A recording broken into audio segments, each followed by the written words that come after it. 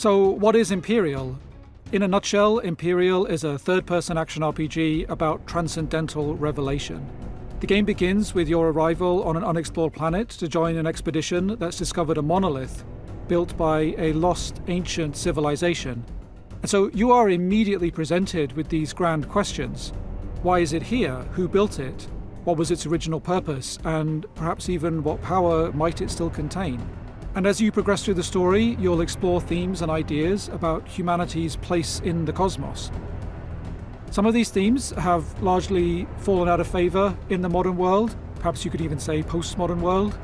Things like duty, sacrifice, a tragic view of life, a sense of civilizational impetus, the idea that humanity is on a journey through history and that there is a meaning and purpose to that.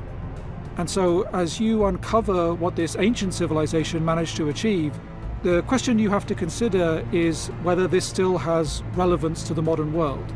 Despite all of its technological advancements, has the modern world forgotten some things that are important to humanity's story?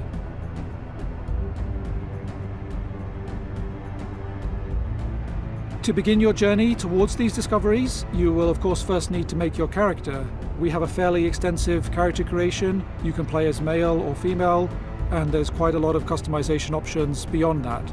When you're happy with how you look, then you select a background. So this is not a hugely important decision, honestly, because the equipment that you get as part of the background you choose is going to be replaced as you play the game, but it does give you a little bit of flavor to begin the game with. Once you finalize your character, you arrive in the hub to meet the rest of the expedition. Each member of the expedition has their own personal questline. All of these questlines have multiple endings, and it's even possible to fail them entirely. These quests each explore a different facet of the human condition, and this is based on the ideals of the individual themselves, the challenges they faced, and what they hope to ultimately achieve. But again, all revolving around this incredible discovery that the expedition has made. The gameplay of Empyreal is a mix of traditional third-person action and I would say isometric ARPG elements as well, in the way that abilities work in the game. The first thing to take note of is which weapon archetype you want to use, as this will have a big effect on your overall playstyle. Each weapon comes with its own core moveset, and they differ quite a lot from each other.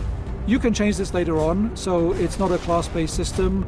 You know, you pick up loot, and you can change your equipment, and that includes the weapon, which will change your core moveset. But in addition to that, and this is where those isometric ARPG elements come in, you equip abilities to your action bar. But you can only have a limited number of them equipped, so you equip 4 abilities, and in addition to that, an ultimate ability, but there are many, many more in the game. Choosing what abilities you like is a big part of making your build. Other aspects of character progression and making your build is of course finding new equipment, which is the main way to increase your stats or gain new stats. So there is a strong RPG aspect to the gameplay, but there are skill-based elements as well. You can do perfectly timed attacks, deflects, parries, and even some abilities have extra effects if they are perfectly timed. One of the most important and unique features of the game is something that we call cartograms. Cartograms are the levels that you play in the game, and you can almost think of these as a blueprint for some of the aspects that you're encountering in a level. I want to highlight that we don't do procedural level design. We do the level design by hand because we wanted to create all sorts of interesting details, shortcuts, hidden nooks and crannies, and things like that. But what enemies you face, what loot you can find, how many lives you get, what element you'll need a matching resistance to, all of these things and several more are randomly generated. So while the overall level layout is fixed, there'll be many ways in which each level is different depending on the attributes of the cartogram you're using to access it. One of the key things that is decided by the cartogram is the loot table of the boss, which means you can somewhat target the items that you're going for. There's still an element of chance to this. A boss might only drop 2 out of a possible 4 items in a loot table, as an example, but it does give you some ability to direct your playtime towards the goals and rewards that you have in mind. The last thing to note with cartograms is that you can actually share these with other players. So if you found a cartogram that had a really powerful item, you can share it with another player so they have a chance of getting it too. You could give it away or you could trade it. So there's a cooperative aspect which allows players to share the cool levels they find with each other.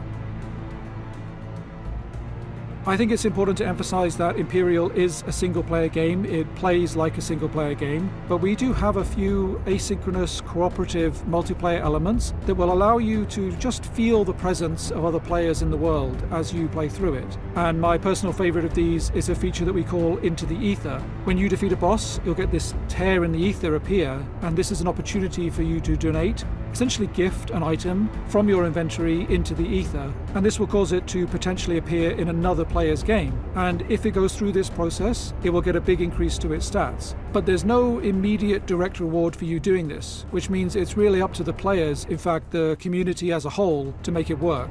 And I'm quite curious to see how, or even if, players engage with this feature. At Silent Games, though we are a small team, our ambition is to make feature-rich games that have a great deal of depth to them, both in terms of the mechanics, the combat, the RPG systems, but to the narrative as well, with themes that are thought-provoking and a detailed backstory to give context to the world and the universe. Our hope for this game is, maybe it almost sounds too obvious, but we hope players enjoy it for what it is, a single-player RPG experience with a thought-provoking story, with a lot of RPG mechanics and systems that you can really get stuck into, playing around with these systems to make interesting builds, and with a pretty substantial endgame to try those out in. If people play through the game, they enjoy that experience, they may be a bit surprised about the amount of depth there is to the game and the size of the endgame. We have a fully fleshed out New Game Plus, for example, with some features that are exclusive to New Game Plus even. So play through all of that and then leave happy, then we would consider that to be a big success.